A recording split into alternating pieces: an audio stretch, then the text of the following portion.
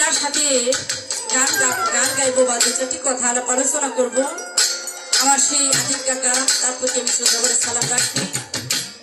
যিনি আমার গানের উস্তাদ, যার শিক্ষা দীক্ষায় আজকে আপনাদের মাঝে আমি দু চারটি কথা আলোচনা করার সাহস পেয়ে থাকি আপনাদের দোয়া আশীর্বাদে। সে আমার শ্রদ্ধাভাজন উস্তাদ গুরু বাউল হানিফ সরকার সাহেব গুরুজির চরণে ভক্তি রেখে দাঁড়িয়েছি এ দরবারে।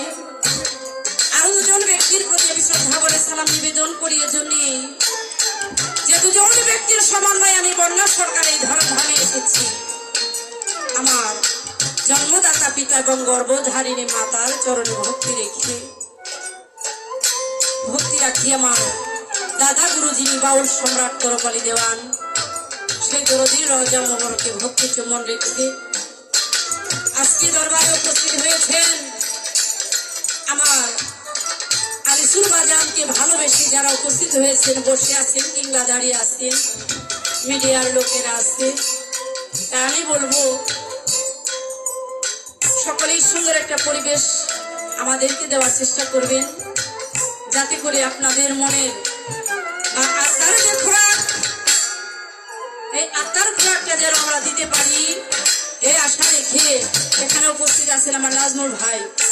অনেক ভালো মনের একটা মানুষ, হ্যাঁ বাউল মনা মানুষ, তার প্রতিও সালাম রাখি। তার সবসী বন্ধুবর্গ যারা আছে তাদের প্রতিও সালাম রাখি। তো সালাম রাখি সাধুগুরু বৈষ্ণব তরিকার ভাই পর্দার আড়ে আছেন মা এবং বোনেরা, সকলের প্রতি আমি সালাম রাখি। আসসালামু আলাইকুম ওয়া রাহমাতুল্লাহি ওয়া বারাকাতুহু। আমার গানের ভাষায় কথায় যদি কোনো ভুল ত্রুটি হয়ে যায়, আশা রাখি সকলেই ক্ষমা সুন্দর দৃষ্টিতে দেখবেন। ওই তার সঙ্গীদের প্রতি আমার শ্রদ্ধা করে সালাম। তাই উপস্থিত সাধু গুরু বৈষ্ণব তরিকার ভাই যত মানিগুণী লোক আছেন, আমি সকলের চরণে একখানা ভক্তি রেখে আমার আসলে কাজ আরম্ভ করবো।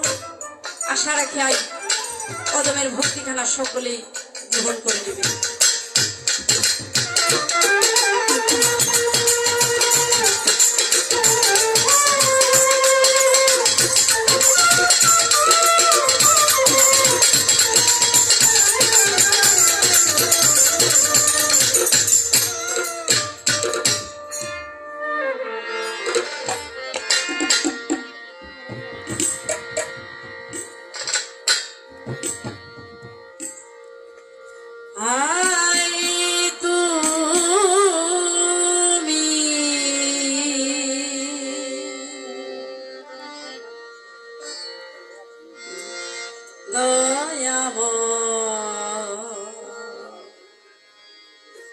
দয়াময়